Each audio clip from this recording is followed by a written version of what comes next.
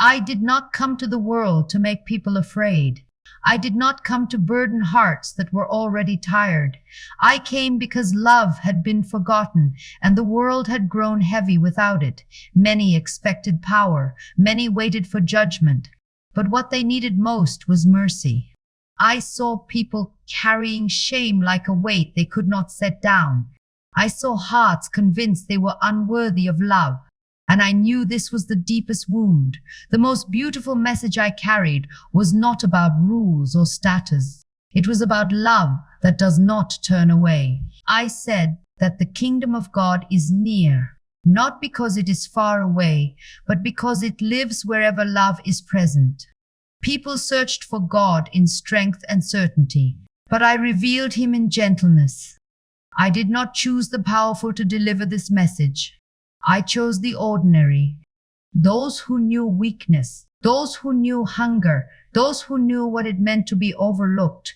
Because a heart that has suffered understands compassion more deeply, I welcome those others avoided, the sick, the broken, the sinner, not because their pain was invisible, but because their pain was seen. I wanted the world to understand something simple, yet difficult to accept. No one is beyond love, not the one who has failed. Love does not keep score. It does not measure worth by perfection. It restores what shame tries to destroy. Many were surprised by this. They expected distance. They expected condemnation. They received mercy. I did not excuse wrongdoing, but I refuse to define a person by their worst moment, because a human life is more than its mistakes. The most beautiful message I carried was that love comes first. Before correction, before understanding, before change, love creates the space where change becomes possible. I saw people try to earn love. I told them it was already given. I saw people afraid of God. I showed them a Father who waits, not with anger, but with open arms. Many believed holiness meant separation. I showed that holiness means closeness. To touch what is wounded, to remain with what is broken, to love without conditions. I spoke of loving enemies, not because it is easy, but because hatred only deepens wounds. Love interrupts the cycle of pain. Forgiveness is not forgetting harm. It is refusing to let harm have the final word. I knew forgiveness would be misunderstood, but I also knew it was the only path to freedom. A heart bound by resentment cannot rest. So I said to forgive again and again, not to weaken the heart, but to release it. People wanted to know who was right, who was pure, who was worthy. I turned their attention elsewhere. I said, look at the one who is hurting. Look at the one who is hungry. Look at the one who feels alone. Because love is not proven in belief alone, but in action. I said that whatever you do for the least, you do also for God. Not because God needs it, but because love reveals him. The most beautiful message was never complicated. It was simply this: you are loved. You belong. And you are invited to love in the same way. To look impressive. Show that it looks like service. To wash feet. To care without needing recognition. Because love that seeks praise is not yet free. I wanted the weary to rest, the burdened to breathe again, the broken to know they were not rejected. So I said, come as you are, not when you are perfect, not when you are certain, but now. Love does not wait for readiness. It creates it. This was the message the world struggled to accept, because love like this cannot be controlled. It does not belong to the strong alone. It is offered to everyone, and it asks something in return, not fear, not sacrifice born of guilt, but love passed on. Love that listens, love that stays, love that does not abandon when it becomes difficult. This is the heart of the message. Not power over others, but love for others. Not separation, but communion. Not condemnation, but mercy. And even now, this message remains. Waiting not to be admired, but to be lived. And as I spoke these words, I knew they would not be easy to accept. Because love that asks nothing in return is unsettling to a world built on earning and proving. Wanted to know how far love could go. They asked who deserved it and who did not. So I told them stories. I spoke of a shepherd who left 99 to search for one who was lost, not because the one was better, but because love does not abandon. I spoke of a father who ran toward a returning child, not waiting for explanations, not listing failures, but embracing first. I wanted them to understand that love does not begin with judgment. It begins with welcome. Many struggled with this. They believed love should be careful, measured, guarded, but love is generous, and generosity is risky. Still, I did not soften the message. I said that mercy is greater than sacrifice, because sacrifice without love becomes empty. I saw people exhausted from trying to be worthy, trying to be perfect, trying to meet expectations that crushed their spirit. So I said, rest. Rest was not laziness. It was trust. Trust that love does not have to be earned. Trust that God is not watching with a list of failures. Trust that you are seen more deeply than your mistakes. I said, come to me if you are tired, if you are carrying guilt that will not leave you, because love is meant to lift, not to weigh down. Forgiveness was always part of this message, not as permission to harm, but as freedom from being trapped by harm. I knew forgiveness would feel impossible to those who had been deeply wounded. I did not deny their pain. I acknowledged it, but I also knew that unforgiven pain slowly becomes a prison. Forgiveness does not say that what happened was acceptable. It says that pain will not rule the future. This is why I said to forgive often, not because wounds are small, but because hearts are precious. I watched resentment harden people. I watched anger steal their peace, and I wanted them free. Freedom was always at the center of my message. Freedom from fear, freedom from shame, both freedom from the need to prove worth. I said that the truth would set them free, and the truth was love. Not love as sentiment, but love as commitment. Love that chooses to stay. Love that bears with weakness. Love that remains when enthusiasm fades. I showed them that obedience without love leads to pride or despair. But love transforms obedience into joy. Many believed faith was about separation, about drawing lines, about defining who was inside and who was outside. I crossed those lines. I ate with those considered unclean. I touched those others avoided. I listened to voices others silenced, not to challenge for the sake of challenge, but to reveal something essential. No one is outside the reach of love. The most beautiful message was never meant to divide people into better and worse. It was meant to restore what was broken. I did not say love only those who love you.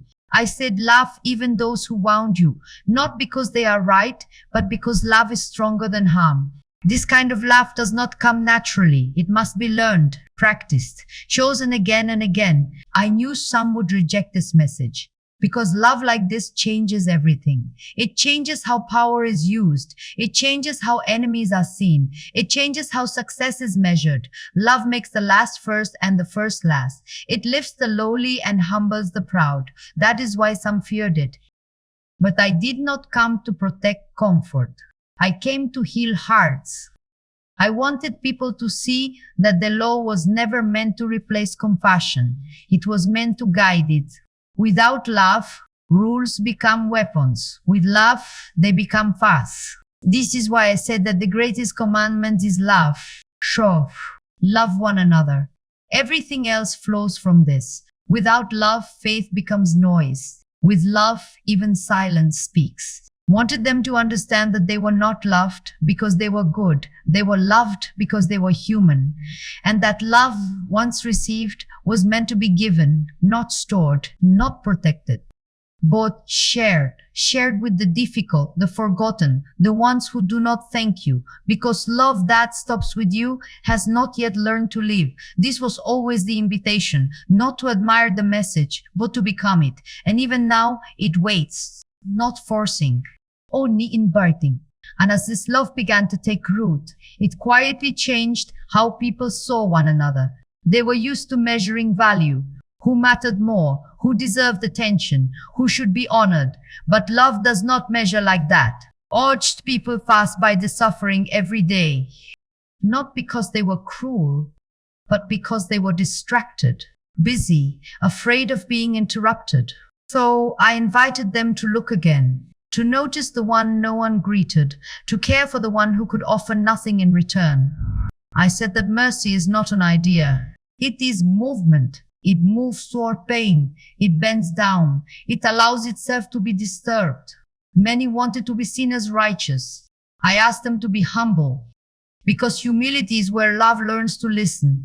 I said that those who lift themselves up often miss what is happening at their feet. But those who lower themselves begin to see clearly.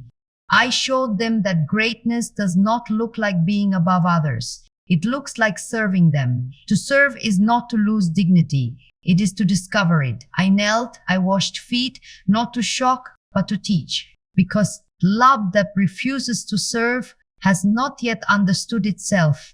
I watched how people treated the least, the poor, the sick, the forgotten, and I said that whatever is done for them is done for God.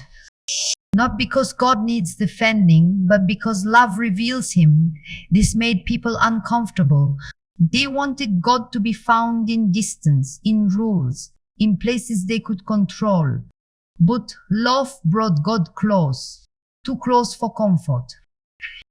I showed them that mercy does not wait until someone deserves it, because if mercy waited for deserving, no one would receive it. Mercy moves first. It touches wounds before they heal. It speaks gently before apologies are formed. It stays even when gratitude never comes. This is not weakness, this is courage. I knew humility would be misunderstood. People confuse it with smallness. But humility is strength that does not need to prove itself. A humble heart is free. It does not compete. It does not compare. It does not seek to be noticed. It simply loves. I watched how pride separated people, how it built walls, how it hardened hearts. So I said that the first will often be last and the last first, not to reverse order for the sake of it, but to remind them that love sees differently. Love notices what others overlook. Love honors what others dismiss. I was drawn to children not because they were powerful, but because they trusted. Trust opens the heart. I said that unless people learned to receive love like a child, they would struggle to understand it. Because love cannot be controlled, or it must be welcomed. The most beautiful message was never about achieving holiness. It was about receiving mercy and letting it change you. Change does not come from shame. It comes from being loved when you expected rejection.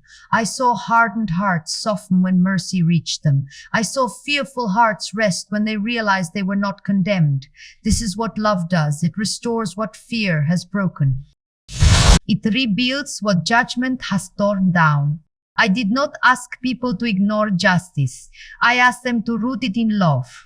Justice without mercy becomes cold. Mercy without truth becomes shallow. But when truth is spoken with love, it heals. I watched people argue about who was right. Opo didn't tomorrow was hurting. Because love does not begin with winning. It begins with caring.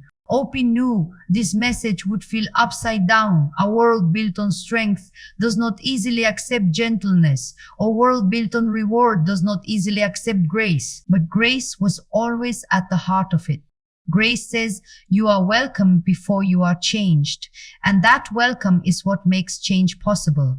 I did not come to make life heavier. I came to make it fuller. I did not come to increase fear. I came to remove it. Fear keeps people apart. Love draws them together. Fear protects the self. Love gives the self away. And in giving, the self is not lost. It is found. This is why the message was beautiful. Not because it was easy, but because it was freeing. It freed people from the need to be superior, from the need to hide weakness, from the need to earn worth. It taught them to see one another, not as threats or tools, but as neighbors. And neighbor is not a category. It is anyone whose pain you choose to notice. This was always the question beneath everything. Will you pass by? Or will you stop? Will you protect your comfort, or will you let love interrupt you? Because love always interrupts. And where love interrupts, life changes, not all at once, not dramatically, but truly. And when love interrupts like this, something else begins to appear quietly. Rest. Not rest that comes from escaping life, but rest that comes from being held within it. I saw how tired people were, not only in body but in spirit. They were tired of pretending. I said that rest was not something to earn. It was something to receive. Many believed rest came only after perfection, after obedience without failure, after proving themselves worthy. But I said, come as you are, not when you are strong, not when you are certain, but when you are weary, because love does not wait for readiness. It creates it. I knew how heavy guilt could be, how it could follow people everywhere, whispering that they were never enough. So I told them that my burden was light, not because life would become easy, but because they would no longer carry it alone. Love shares the weight. I did not promise a life without pain. I promised presence within it. Peace, as I spoke of it, was not the absence of trouble. It was the presence of trust. Trust that you are not abandoned. Trust that you are not forgotten. Trust that love remains even when understanding fades. Many thought peace came from control, from certainty, from having answers. But peace comes from surrender, from letting yourself be loved without conditions. This kind of peace cannot be forced. It settles slowly, like breath, returning after fear, like calm after tears. I watched people who had been restless for years begin to soften when they realized they did not have to perform. They did not have to prove anything. They did not have to hide their wounds. They were allowed to be human. This permission changed everything. I said that those who remain in love remain in life. Not because love removes difficulty, but because it gives difficulty meaning. To remain in love is to continue choosing kindness even when it is inconvenient. It is to continue forgiving even when memory resists. It is to continue hoping even when evidence feels thin. This is not blind hope, with gentler eyes, with slower judgment, with hearts open enough to be changed by one another. I watched how people carried fear of loss, fear of rejection, fear of being known, and I wanted them free. Fear tightens the heart, love loosens it, fear builds walls, love opens doors. When fear leads, people protect themselves. When love leads, people give themselves, and in giving, they discover rest. This rest does not mean passivity, it means trust. Trust that love is enough to begin again and again. I said that peace was not something the world could give, because the world gives peace only when circumstances are calm. But love gives peace even when circumstances are difficult. This peace does not shout, it settles, it stays. I saw how people tried to hold themselves together through effort alone, and how quickly they grew exhausted. So I offered something different. A place to belong, a place to be honest, a place where weakness was not rejected. Belonging heals what striving cannot. When a person knows they are loved, they rest. Not because their problems disappear, but because they are no longer facing them alone. I did not invite people into fear. I invited them into trust. Trust that love is stronger than failure, stronger than shame, stronger than death itself. This trust changes how we walk through life. We become less harsh, less hurried, less afraid. We begin to choose gentleness where we once chose control. This is the fruit of the message.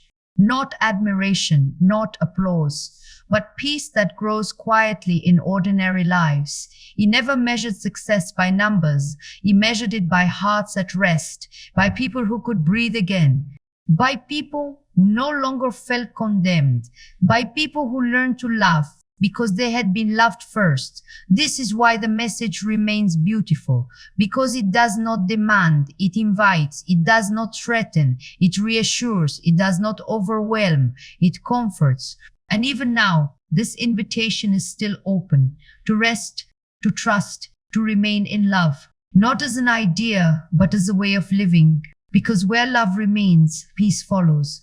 And where peace lives, the heart finally finds its home. And so, as these words come to a close, I do not want you to carry them as something heavy. I want you to let them settle softly. The most beautiful message was never meant to overwhelm you. It was meant to free you. You were never asked to be perfect. You were never asked to be fearless. You were never asked to have all the answers.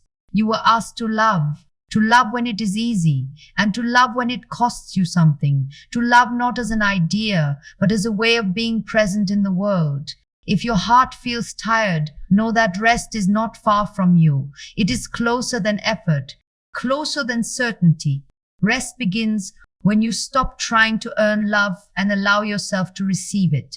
You are not held together by your strength. You are held by love. And from that place, you are invited to live differently, not louder, not faster, but deeper, to speak with gentleness, to forgive when pride resists, to notice the quiet pain in others instead of passing by. Love was never meant to be rare. It was meant to be lived daily, in small choices, in ordinary moments, a kind word, a listening ear, a patient response, a willingness to stay. These are not small things. They are how the message continues. You do not need to carry the world. You only need to carry love into the place where you stand, where love is lived. Fear loosens its grip, shame loses its voice, hope finds room to breathe. And when you fail, because everyone does, love does not withdraw. It waits. Not with accusation, but with mercy. Always with mercy. This is why the message endures. Not because it is powerful in the way the world understands power, but because it is faithful. Faithful to the broken, faithful to the tired, faithful to the ones who doubt yet still long for goodness. If you remember nothing else, remember this: you are loved, you belong, and you are invited to love in the same way. Not perfectly. And that has always been enough.